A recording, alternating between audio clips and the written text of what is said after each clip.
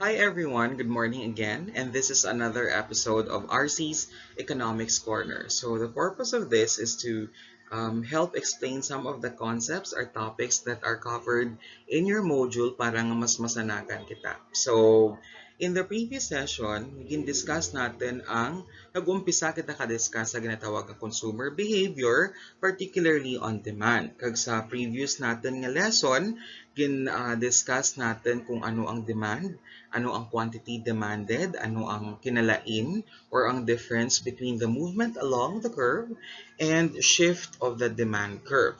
Pero wala natin na-explain, wala pa natin matandag kung andit nga nagasaka or naganaog ang demand or ang demand curve. Okay, kag amo na kadya ang atin nga i-focus. So, there are many factors that affect the demand curve, pero sa kadya natin nga session, ma-focus lang kita anay sa number of buyers and sa atin nga income. Okay, so to explain how the number of buyers affects demand and to explain how income affects consumer behavior.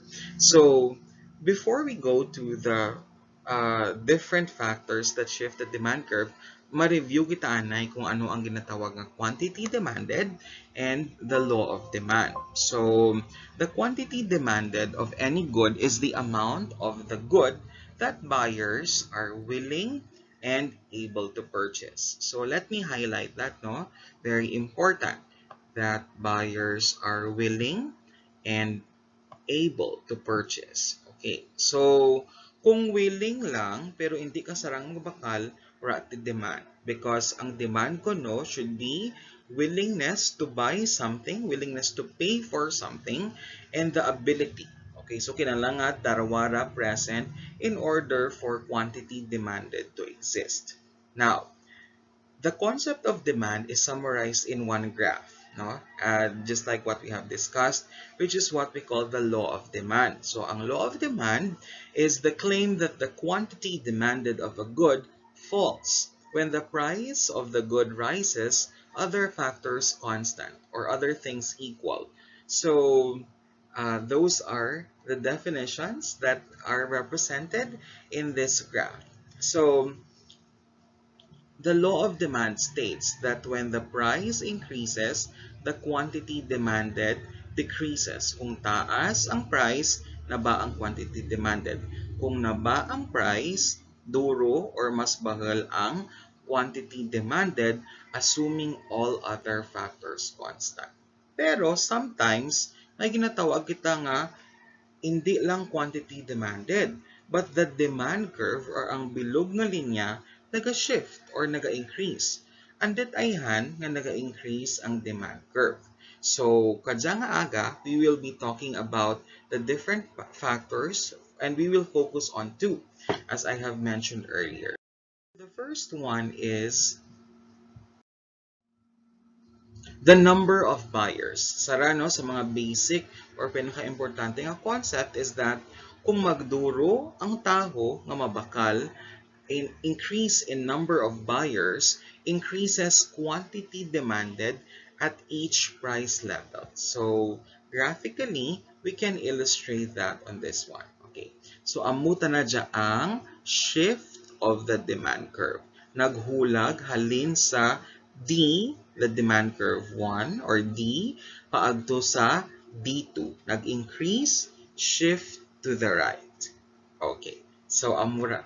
Kung nagnaba naman, then shift to the left. Pero kung usually nagaduro ang taho, then shift to the right. Okay. Di kung may pandemic, nagamay ang population, ano matabo? Ma-shift to the left tana because decrease in the number of buyers. Okay. So, now, on the other hand, ang next natin yung factor is very interesting. Income. Kang una pa lang ako nagatudlo, ang akin nga estudyante na mangkot kanakan nga, Sir, ang kauna bala, ang neighbor naman, tungod sa kapigaduhod, ang masarangan dala nga kanan, ang hawal-hawal, uga kay ti barato, no? Oy, pero namit ang uga, no, hagwalawal daw. Pero, kang nag-ubra rin, nagmanggranan rin tanda, or anda nagabakal kang hawal-hawal, winapili rin ang chicken, or mga other types of fish, fresh fish, beef, or other types of meat. Ti ano may economics reason or may economics explanation or saklaw or part matan ayan kajakang law of demand. Actually, may mga concepts kita sa economics nga mag-explain kung ano ang epekto kang income sa atin nga demand. Okay. Pero, maman-an natin kung ano ang epekto kang income depende kung normal good ta na, okay? Ano nang ginatawagan normal good? So far, ang ginaistoryahan natin halin kang umpisa, normal good. Nga kung magsaka ang imo nga income, nagasaka man ang demand mo for that good. Okay, normal good ra. Pero in reality, may mga klase man ka good nga samtang nagasaka ang income mo, it's negatively the demand for that good is negatively related to income.